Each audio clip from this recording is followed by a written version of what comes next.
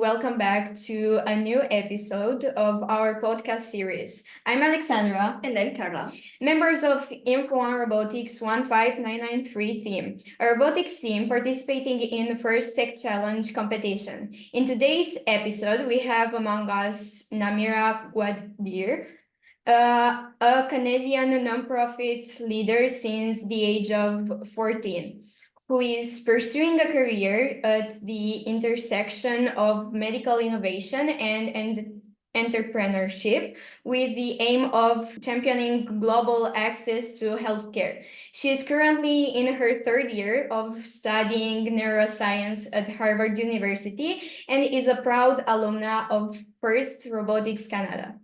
Outside of her academic and professional engagements, Namira finds delight in robotics,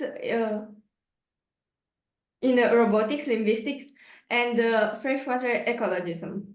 Tell us more about yourself. Sure. Hi, everyone. Thank you so much for having me Info on Robotics. And first of all, congratulations on qualifying for nationals. It's super duper exciting. My name is Namirah Guadir, and as you've mentioned, I'm a Canadian studying at Harvard right now, good friends with an alum of Info on Robotics, and that's how I got to meet you lovely girls. And I'm super excited to be here today. I am studying neuroscience at Harvard, and previously I was on a first robotics team for about 3 years in high school, which is a really wonderful experience. I was also on the First Canada National Youth Council, as well as the International First Robotics Council for Equity, Diversity, Inclusion. So FIRST is a program very dear to my heart. It's shaped me in a lot of really wonderful ways, and I'm super excited to be talking to you a little bit about my experiences and to also hear more about you all. Can you share your experience participating in the first robotics competition and how it influenced your decision to pursue a college education? Sure. So I first joined a first robotics team when I was in grade 10. So in Canada, that's when you're around 15 years old. And it was basically how I got to meet the community, which is really wonderful. It was one of the first things that I did when I first moved to a new town. And I joined this first robotics team. It was a rookie team, so just starting out, FRC 7480, the Machine Mavericks. And we were a really small team of, I think, around maybe 10 or 11 people. It was a super small team. We had some wonderful mentors, and we had this great shop space that was kind of donated to the team by one of the mentors who was there. And because it was such a small team, I got to be involved in all sorts of different parts of robotics. And it was a really amazing experience because I got to learn, the electrical side of things. I remember I was wiring and soldering for the first time. There's some manufacturing and design. So this is my first exposure to CAD or computer-aided design. And then I think what came more naturally to me was the business side of things. So it was the presentations and writing the reports. And I'm forgetting all the specifics of the reports, but I remember it was a lot of fun to, prepare these presentations that we'd be performing to judges in person at competitions. And in Canada, we have the regional competitions and then provincials, and then we have the internationals. And actually that first year we qualified for the internationals through Rookie All-Star, which was a really amazing experience. So that was the rookie award that we got first at provincials, and then we end up going to internationals with that. And internationals that year were in Detroit, Michigan, and it was an amazing experience being there. I mean, it was super, super cool. It was so wonderful meeting all these teams. I'm not sure if we got to meet any teams from Romania that year, but it was a really amazing experience. I loved it so much. And I think robotics has shaped my career and my interest in college in a number of ways. I'd say the primary of which would be this interest in engineering, which I didn't really have prior to pursuing robotics. I didn't know that I could be studying something like engineering. And although I'm not studying engineering as my primary major, I am taking some courses in neuroengineering, for instance, which is at the intersection of neuroscience and engineering. And I also have been the president of the Harvard Undergraduate Automotive Society, which has to do with everything related to cars and automotive. And that's been a really amazing experience.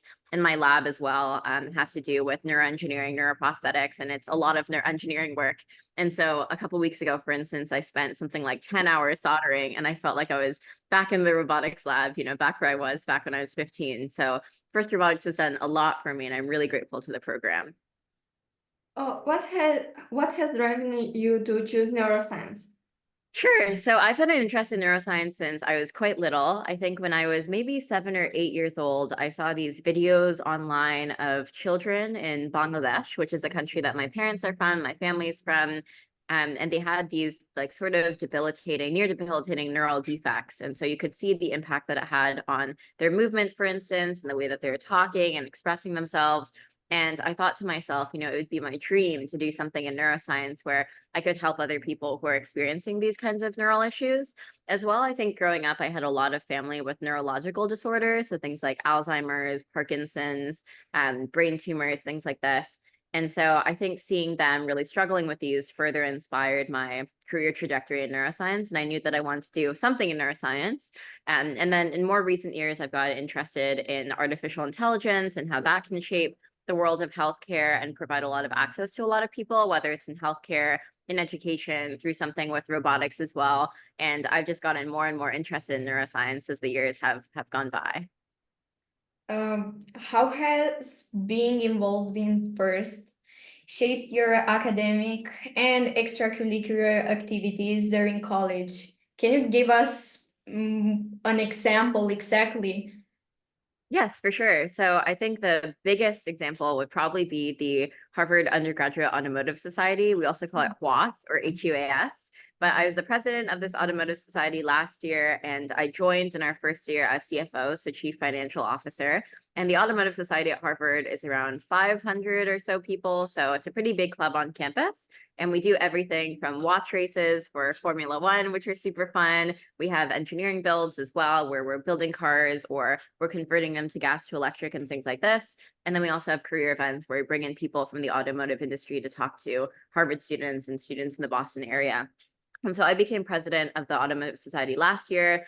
And I think I doubt that I would have really gotten involved had I not been in a FIRST program when I was in, high school and when I was back in Canada, because I think the automotive industry can be very intimidating, especially because it's mostly dominated by men.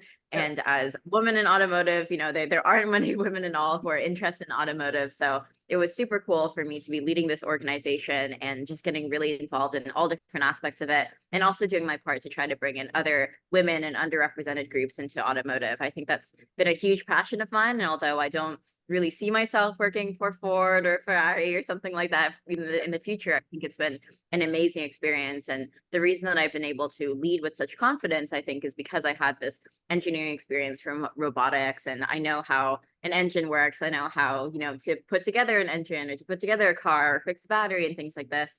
And these are experiences that I wouldn't really have had it not been for the FIRST robotics program. So I'm super, super grateful for that. I think other than that as well, I feel like the business side of FIRST robotics and what I imagine, I think you two are both on the business team. Is that right? No, I'm on the business team. She's on the technical part.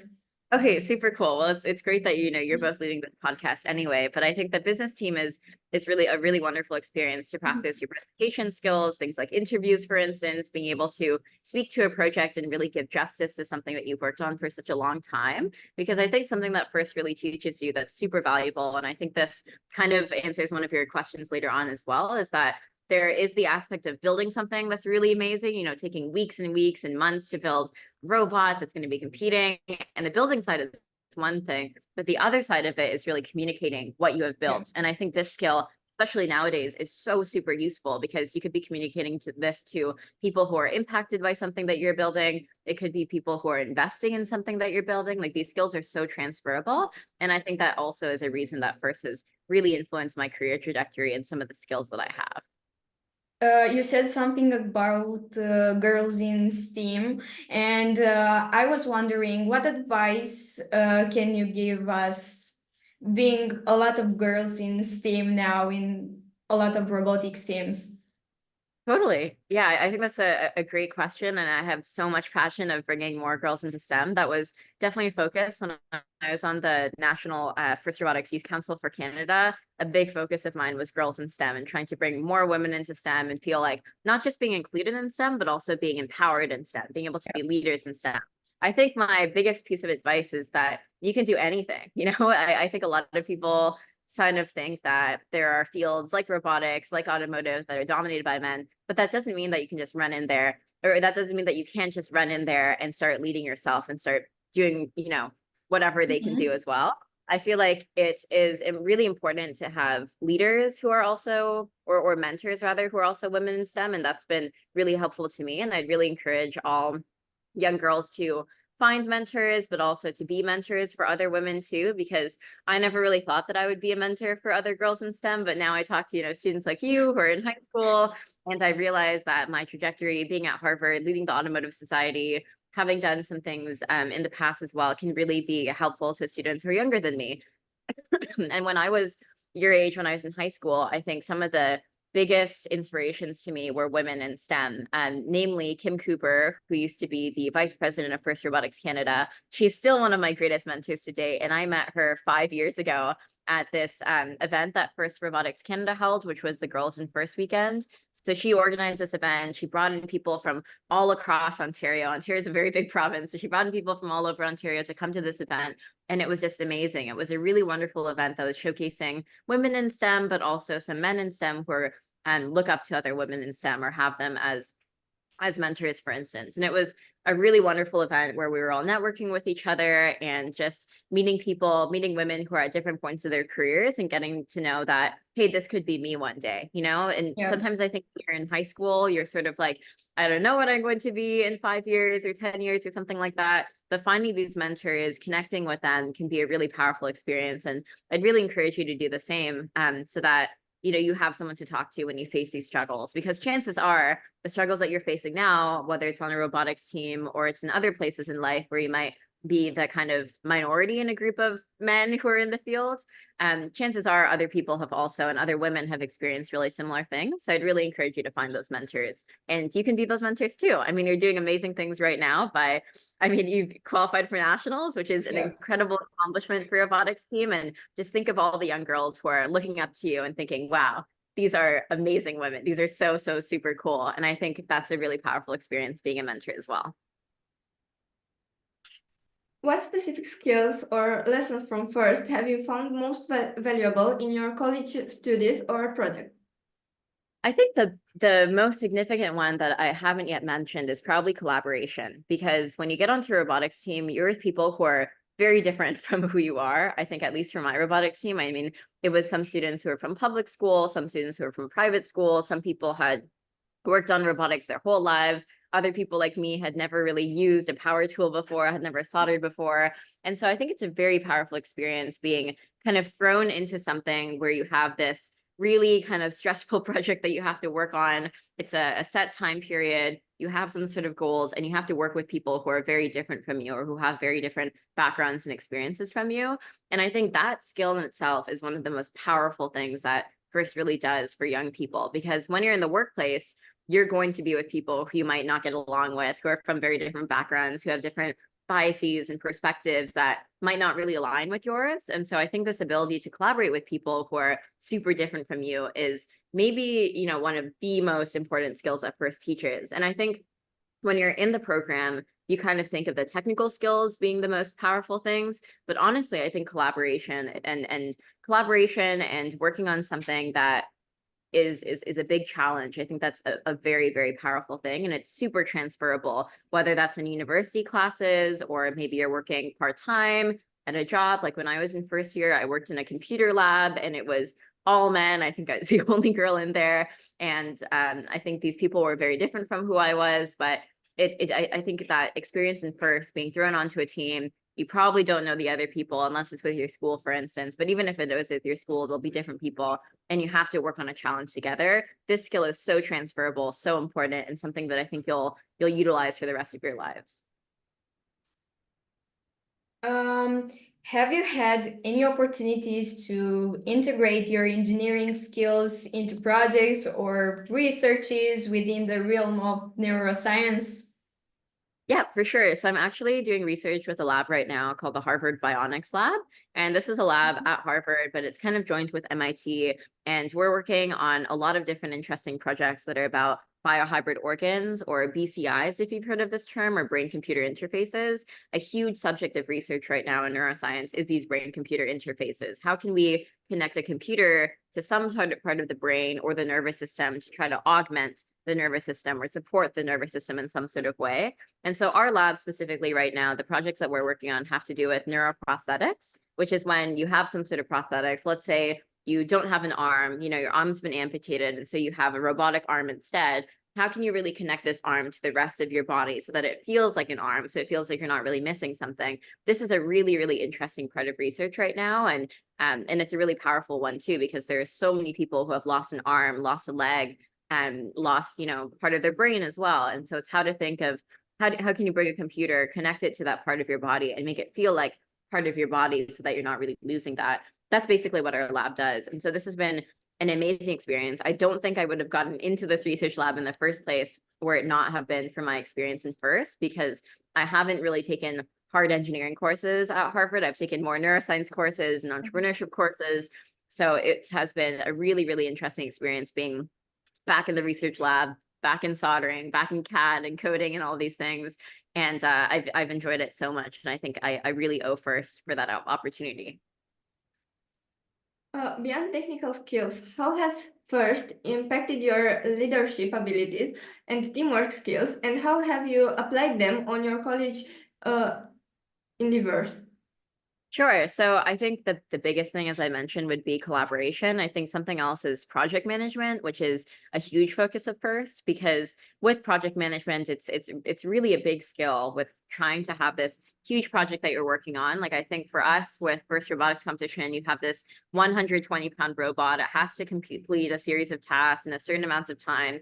And so when you first think about this, it feels like an overwhelming task. You know, it's such a huge task. How do you build a robot? How do you start this? How do you get to a point where it might be able to compete? And so project management is a really great art of thinking, this is my timeline, and what do I do during this part of the timeline, this part, and what are sort of the KPIs or the key performance indicators where I know, okay, I can move on from the drivetrain and work on one of the arms. I can work on, you know, move past one of the arms and start working on the autonomous aspect of the robot. This skill is something that I think applies to anything that you do in college and beyond. And I think it's been a really wonderful experience for me to apply that project management, whether it's in my classes or it's in my research lab or in my extracurriculars. I feel like it's a super important thing. So I think collaboration and project management are two of the biggest skills beyond technical that I've really been able to apply in my academic and also extracurricular activities. We are aware you also have some entrepreneurship experience from your college extracurriculars. Could you tell us more about it? How do you balance your interest in technology, entrepreneurship, and neuroscience in your academic pursuits and extracurricular activities? Sure, great question. So I think I'll come back to high school for a second, which was, you know, the start of my entrepreneurship career. When I was in high school and the pandemic hit, so this is March of 2020, you know, the world fell apart, and I'm sure it was really similar in Romania as well, where everything was shut down. Yeah. Robotics was shut down. I was in other extracurriculars, and there was just nothing to do. And I was going crazy in my house, and I was thinking, you know, there's this global pandemic going on. Is there anything that I can do to kind of support this, whether it's in Canada or locally within my community? And so I was on Facebook this one day and I found this advertisement and it said graphic designers needed. And so I do some graphic design kind of as a hobby, and I did this in high school, and said graphic designers needed for this small group of grassroots volunteers in Toronto, which is where I'm from, who are basically supplying PPE, personal protective equipment, to people in need in the Toronto area. So I joined, and it was this Slack group, and it was a pretty small group of the time of volunteers who were printing face shields. So they were 3D printing face shields at their houses, and then they're driving them to places like homeless shelters in Toronto, because at the time there's a huge shortage of PPE. I mean, a tremendous shortage of PPE in all these homeless shelters. So I joined first as a graphic designer. So I'd make posters, we put them on Instagram, we put them online. And then slowly I got involved in some of the more logistics and supply chain aspects of this. So we had the supply chain in Toronto, and supply chain meaning there's someone who is making the PPE, someone who is driving it to the place, and then someone who's accepting it at a place like a homeless shelter. So I was kind of tasked with this first question because people were talking about masks. And prior to COVID, barely anyone ever used masks. You know, that we were like, where do we get masks? Because we could sew them, sure, but that would take a really long time. So they kind of asked me, like, can you look for masks, like mask donations around Toronto? So I was thinking, who in Toronto is going to have a lot of masks, but not be using them during this time? And so I found two big places. One was tattoo parlors, so places where you get a tattoo, and the other one was nail salons, because they always wear masks when they're doing this, but they're not going to be using them now because nail salons were all closed. So I called them and I called them and I called maybe 100 or 200 of these places, and they all donated their masks to COVID, basically. So then we took those masks, we took them to homeless shelters, and then I found people who are kind of older ladies who are sewing masks, and then we networked with them and brought them in as well. So I got really involved in logistics. And so the supply chain that we had in Toronto, I got involved in bringing that supply chain to other parts of Canada. So I kind of replicated the same thing in Kingston, Ontario, in Calgary, Alberta, in Montreal, Quebec, in Victoria, British Columbia. And so I got really involved in this, and our team was growing and growing and growing. And so that was, April, May of 2020. And then by September, they appointed me as president of the organization, which is really wonderful. And at the time, we had around 300 volunteers, and we had people who were sewing, we had people who were printing the face shields, we had all these donations that were coming in.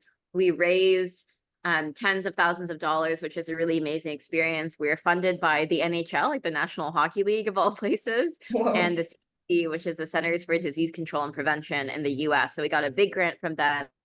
And throughout this experience, and throughout, I think it was like almost 2 years or a year and a half when I was president, we sourced hundreds of thousands of pieces of PPE. And these were face masks, they were face shields, it was gowns, it was sanitizer, it was really anything you could imagine. We started with homeless shelters, but then we expanded this to places like food banks and refugee centers and Indigenous reserves up in Northern Canada. We had a pilot with us, and the pilot would fly PPE from Toronto up to Northern Ontario and just all across the country. And so we had hundreds of volunteers. It was a really amazing experience. And this was my first time realizing that, hey, there's this power of entrepreneurship. There's a power of leadership and bringing people together from all different parts of life to try to solve one core issue. And the core issue that we were solving was trying to provide access to personal protective equipment.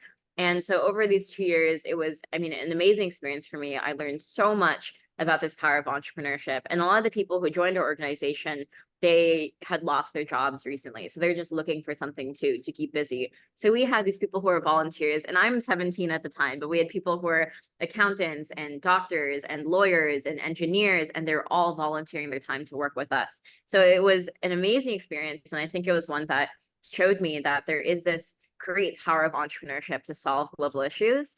And that inspired what I did basically when I went to university and later on. And so when I first went into university, that summer after, I ended up doing an internship with an NGO, and we're connecting healthcare facilities in Sierra Leone, so in West Africa, with solar power. And this is a super interesting project to me, but also one that, excuse me, showed me the power of NGOs, trying to solve some sort of issue, trying to support people with solar power, renewable energy. And so a big part of my project was communicating the power of solar power to these local communities, because they hadn't really encountered solar power. They didn't know really what this was.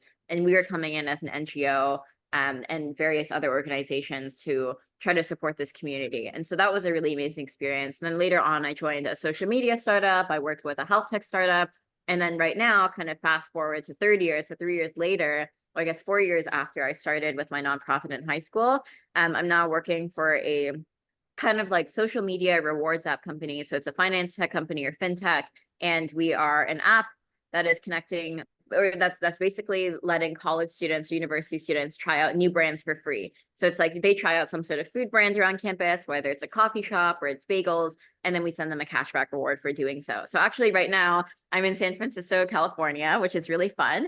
And I'm here with the team. We have around 10 people on our team, and we're just meeting to have kind of an on-site conversation for the next few days. And it's been a really amazing experience just being involved in that. So I think my journey with entrepreneurship has been a really, really amazing one so far. And I've realized that before, I always knew that I wanted to do something in science. I still really love science. I love neuroscience. I love engineering. But I think now I'm also thinking about how can I really leverage something like neuroscience and engineering to make some sort of broader social impact through business and through entrepreneurship, maybe leading an organization, maybe leading a startup, or maybe working with an NGO post-grad. And that's just all things that I'm really passionate about doing. And I think I've taken some steps towards that while in university, while in college, to kind of learn how I can do that post-grad.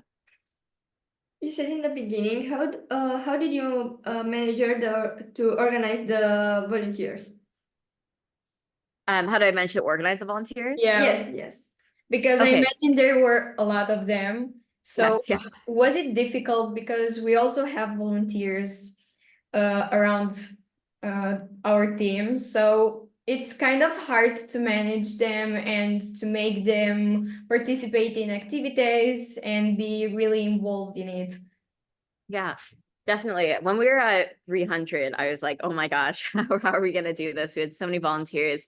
And I think there are two parts to this. One is that something that I really felt passionate about throughout my time with this nonprofit organization. We're called Project Northern Lights. So like the Northern Lights, the Aurora Borealis, or PNL for short. So with PNL, something that I felt really passionate about was getting to know every single volunteer. I made sure that whenever we were bringing someone into the organization, I had a one-on-one conversation with them to get to know them. What are they passionate about? What are their dreams? What are their aspirations? And what can we do for them as an organization to further these dreams and aspirations in some way, shape, or form? So if they came in and their passion, or they're accounting, but their passion was sewing, then we give them sewing projects. If they came in and their passion was fundraising, then we put them on the fundraising side of things. Doesn't matter if they have no experience whatsoever, but I think the most important thing is, what do they feel really passionate about? Because the difference between a volunteer and employee is obviously that employee has money and we're paying them. So with a volunteer, you really want to key into what are their passions, their areas for growth, how do they want to grow within the organization? And I think that was super, super key, because once you know that, you know what their drive is, you know what their motivations are, and you can put them on a team, talk to their team lead and say, hey, Maria, who just joined, is really passionate about fundraising. And that's something that she really, really wants to do. Make sure that she's doing something fundraising and she feels very empowered to do so. She has all the skills in order to do so. So I think that's number one. Number two is having team leads in different places. So we were a big, big organization. We had, I was president here, and then we had all these different directors. There's a director of logistics. There's a director of PR and marketing. There's a director of supply chain sort of things. There's a director of partnerships. And I think that's super important, because you don't want to have 500 directors, but you do want to have a few directors so that the people who are kind of working on the team have someone to report to. Because I know that at the end of the day, I want to get to know all of my volunteers really well, but they can't all report to me, because that doesn't really make sense. It's not efficient. And I'm not the best person to be telling them what to do. Rather, the best person to be like telling them what to do is like the director of logistics, for instance. And that way they feel really comfortable getting to know kind of one central person. Maybe if they're on a team of 5 people or 10 people, there's one person that they can go to, ask questions, receive guidance, have a timeline. I think that's super important. And then something else is that we would have really regular meetings with these directors to talk about what are the kind of rosebud thorn, if you've heard of this before. And rosebud thorn is, rose is something that's going really well. Bud is something that you're looking forward to because it's like a bud of a flower, and a thorn is like the bad part of a flower, what's not going so well. So we would have these meetings with all of our directors and say, what's your rosebud thorn? Oh, thorn is that this one person's not feeling motivated. Okay, how do we take that and turn it into a rose? How do we find that person's motivation? How do we make them feel like they're part of this group? And I think that's the third thing that I want to mention, is that when you have a really large organization, or honestly, regardless of whether it's 15 people or 300 or 3 million, you want to really make sure that they feel that they're part of a bigger group, that they're part of a greater collective. I think something that I always tell myself, and I think a piece of advice, if I can give one to anyone who's watching this and to you both, is to always have a purpose that is greater than yourself. And I always tell myself this whenever I get lost and I'm thinking, oh, my homework is so hard, or I don't want to do this assignment, or I'm too tired, I want to go to school. I think, Namira, what is my purpose in life? What do I want to do with my life and with my career and with my ambitions? And I think having a purpose and communicating that with the entire organization so that they feel like they're working towards something. Maybe they're spending 8 hours on graphics, or maybe they're spending 10 hours on printing face shields. These things get tiring. But if they feel that they're in a group, that they have a mission, that they're working towards something amazing, which they are, they'll feel so much more motivated to do so. So I think those are my 3 pieces of kind of advice that I learned from organizing such a large group. How do you embrace the interactions of technology and entrepreneurship and robotics involving the upcoming years? And what role do you hope to play in the future landscape? That's a big question. And I think really big. Yeah, for sure. I mean, we're seeing tech And I think AI is a really good example of this. AI is really the future. If we thought about computers being the future some decades ago, or we thought about connectivity being the future some decades ago, AI is really right now. That is the thing in the moment. And I think that's what a lot of our attention should really be coming to, because it's not like AI is just affecting people at Google or at Microsoft or Apple or these big tech companies. It is coming into every sort of part of our lives, whether it's with our cell phones or with our laundry machines. I don't know if you can hear the one in the back, or it's, with our robotics teams. It's really affecting everything. And so I think that is a really big point that I think is super important. I feel like everyone should know what's happening with artificial intelligence and should really try to get involved with this movement with artificial intelligence. And I think that there is so much room for entrepreneurship there. I mean, we're seeing hundreds and thousands and millions of startups pop up in the realm of AI, because people are really recognizing that this is really the time to be thinking like, the world is growing very rapidly. It's moving really quickly. There are all sorts of different revolutions that we're seeing in technology. And the one thing that I think is connecting a lot of these movements is artificial intelligence, is thinking about big data. It's thinking about huge collections of data. And this is just one example, and how to really leverage these to improve a healthcare system or an education system, or cell phones, or whatever it really may be in terms of that industry. So I feel like that is the biggest revolution that we're seeing right now and that we'll see in the next few years. I feel like artificial intelligence is really going to shape what the world is going to look like in the next few years. And I think in terms of my role, I feel like I'm super passionate about learning more about artificial intelligence, and in addition to that, hopefully leading some part of this movement, ideally in healthcare, education, or trying to solve some of these inequities that I discussed, like with women in STEM, for instance. That's something that I'm super interested in, or getting more young girls into education. That's also something that I'm super interested in, and all sorts of different inequities that we see in the healthcare system, whether it's here in the United States or in Canada, or in other parts of the world as well, especially, developing nations. I mean, I think the US is also a developing country for sure. There's a lot of room for development. But really, what I want to see is that everyone really understands what's going on in terms of these big movements, whether they're the CEO of a company or there's someone who's sewing masks for a nonprofit organization. I think everyone should be really aware of that. And I think education is super key to that. And so is this communication. And going back to FIRST, what I mentioned was one of the most important skills that I learned about FIRST was not just the technical aspect, but the ability to communicate this technical aspect. There is so much power in that, because imagine if every person in the world knew how to use a cell phone, then the whole world would be connected. And if every person in the world knew about artificial intelligence, imagine what education would look like in super remote areas in Sierra Leone, for instance, or in Bangladesh, or in India, or wherever it is. I think that kind of connectivity really happens only when everyone is educated about these movements that are happening, and not just that they're happening, but why they should really care about it. Why does this connect to me? Why should I care about this? I have so many conversations with my mother, for instance, about artificial intelligence, and she's like, what is AI? I don't really care about AI. It doesn't affect me. And I'm like, Mommy, your car uses AI, your television is using AI, your YouTube algorithm, when you're watching videos on YouTube, that is also AI. It's already in every part of your life. So you should care about it because X, Y, and Z. And this is what you can do to really learn more about what's happening. So I think that is part of the role that I hope to play. I think this communication of artificial intelligence, the power of it to really equip different communities with ways in changing their communities and making them for the better is super important.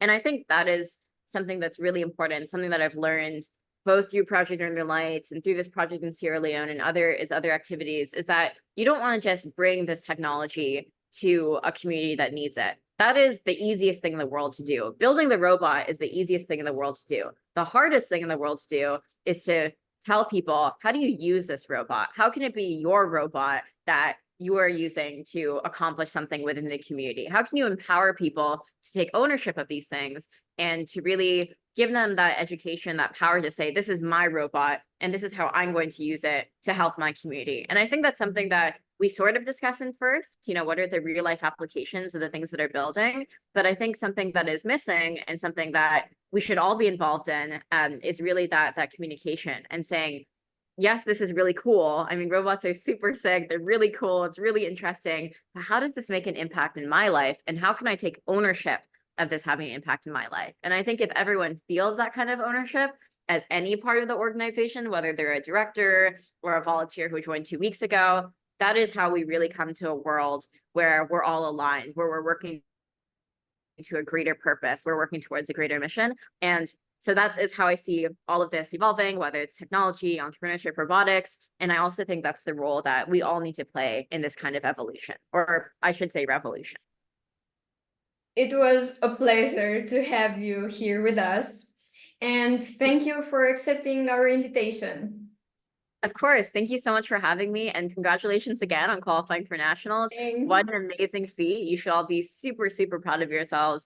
And I know that you're going to go on to do just amazing things. So thank you so much for having me. I'm super honored to have been on your podcast, and I wish you all the best.